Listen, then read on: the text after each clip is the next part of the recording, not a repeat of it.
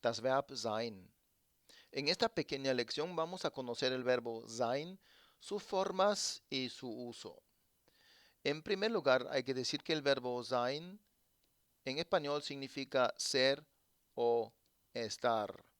Las formas irregulares del presente son ich bin, du bist, ist, wir sind, ihr seid und sie sind.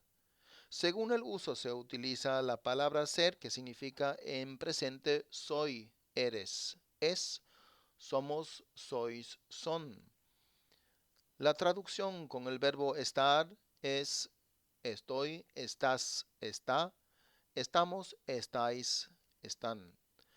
Las formas irregulares del verbo sein en pretérito son ich war, du warst, war, wir waren, ihr wart und sie waren. Traduciendo estas palabras, o sea, estas formas, con el verbo ser se puede escoger entre el indefinido y el imperfecto en español. Las formas del indefinido son las siguientes. Fui, fuiste, fue. Fuimos, fuisteis, fueron. En imperfecto se traduce con las siguientes formas. Era, eras, era. Éramos, erais, eran. Traduciendo estas formas con el verbo estar, en cambio, se utiliza las formas en indefinido estuve, estuviste, estuvo, estuvimos, estuvisteis, estuvieron.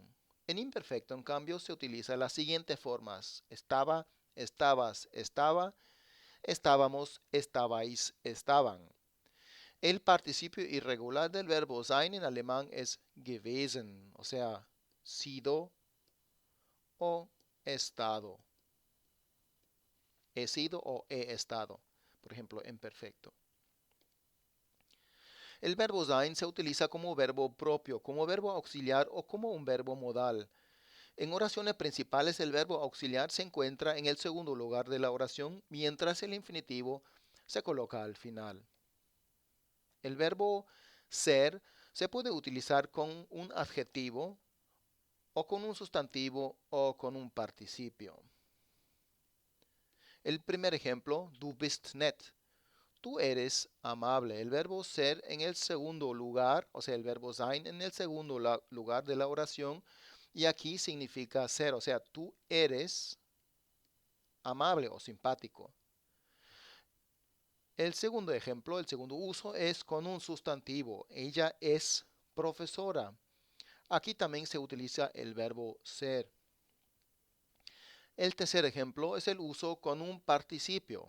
La tienda está abierta, en alemán das Geschäft ist geöffnet. Y aquí vemos que aquí se utiliza el verbo estar. La tienda está abierta.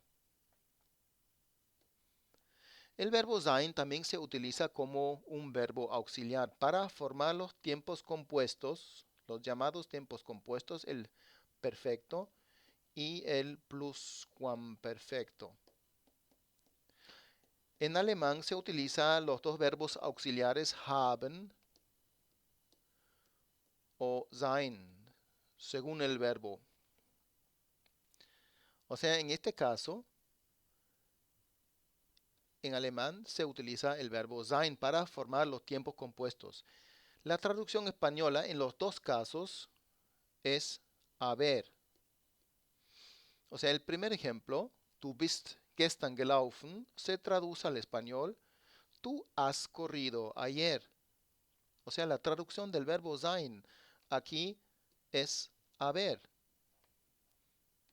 El pluscuamperfecto se forma también con el verbo sein en su forma del pretérito. Sie war vorher gelaufen. Ella había corrido anteriormente.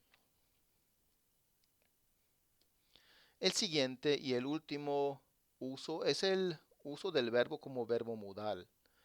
Die Aufgaben sind heute zu machen. Hay que hacer las tareas o los deberes hoy. El verbo sein en el segundo lugar de la oración y el infinitivo al final de la oración, colocando la preposición zu delante del infinitivo. El complemento en este caso solo es uno, heute, o sea, un adverbio del tiempo, se coloca entre el verbo conjugado y el infinitivo. Al principio, el sujeto de la oración. Bueno, ya hemos llegado al final de esta pequeña lección. Les agradezco su atención y espero que hayan entendido todo. Muchas gracias y hasta pronto.